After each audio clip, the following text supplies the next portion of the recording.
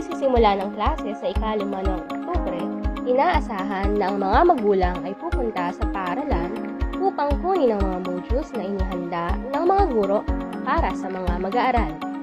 Inaaalalahanan ng bawat magulang na magdala ng kani-kanyang ballpen at envelope na mapaglalagyan ng modules.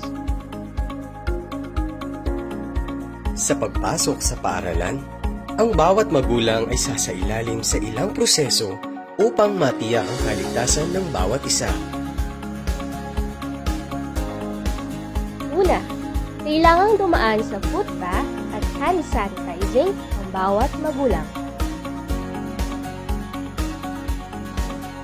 Ikalawa, kukuhanan ng body temperature ang bawat pumapasok upang masigurado na wala silang sintomas na anumang sakit.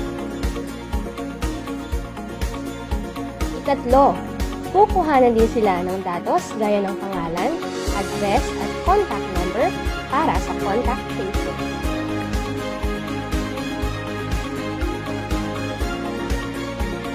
Sa pagtungo sa bawat classroom, ay sisiguraduhin na papanatili ang physical distancing.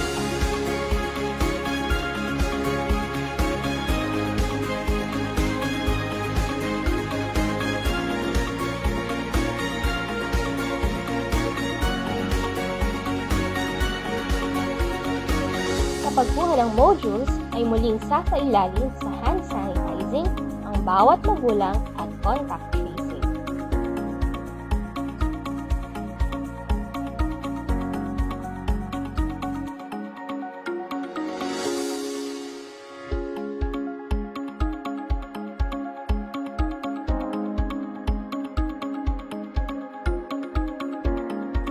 Sa pagsasauli naman ng modules, ay direktang ilalagay ng bawat magulang ang module sa tamang lagayan.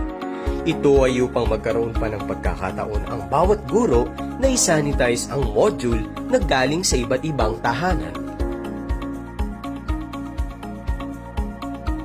Sisiguraduhin magkaiba ang entry at exit points sa bawat classroom upang mapanatili ang physical distancing.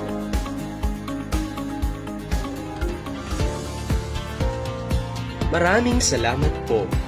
Tayo ay maging handa para sa kaligtasan ng lahat. Sulong Edukalidad. Handang isip, handa bukas. Sulong Edukalidad! Mahampat ya alo kaganawan, maya paldo po kaya katamungan.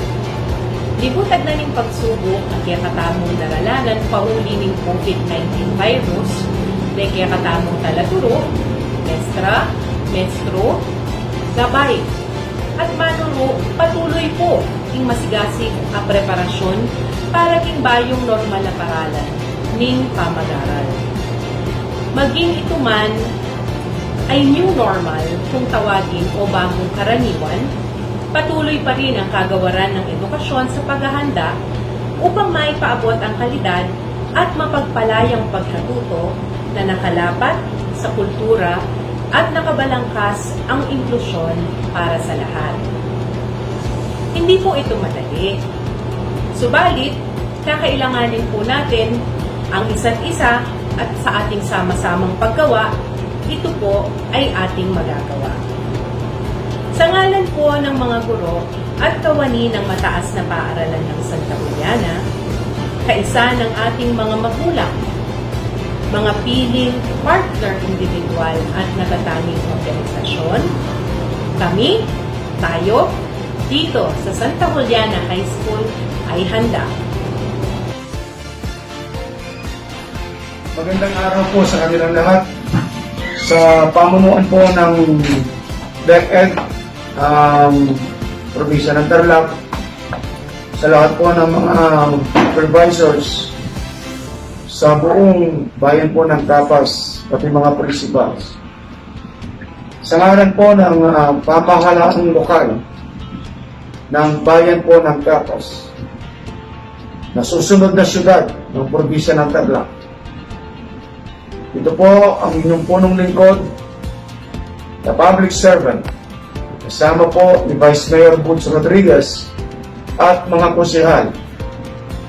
mga asosasyon ng mga kapitan at mga sangguniang kabataan, kami po ay nangangako na kami ay susuporta ng buong puso sa programa ng DepEd sa pagdidistribute at pangungulekta lahat ng mga modules. Ito ay gagawin po namin bilang tulong sa aming mga kababayan na nag-aaral sa lahat po ng eskwelahan sa buong Kapas. Asahan po ninyo ang aming taus-pusong pagsuporta. Kami po ay tatalima sa ngalan po ng serbisyo publiko. Maraming salamat po. Handang isip, handang bukas.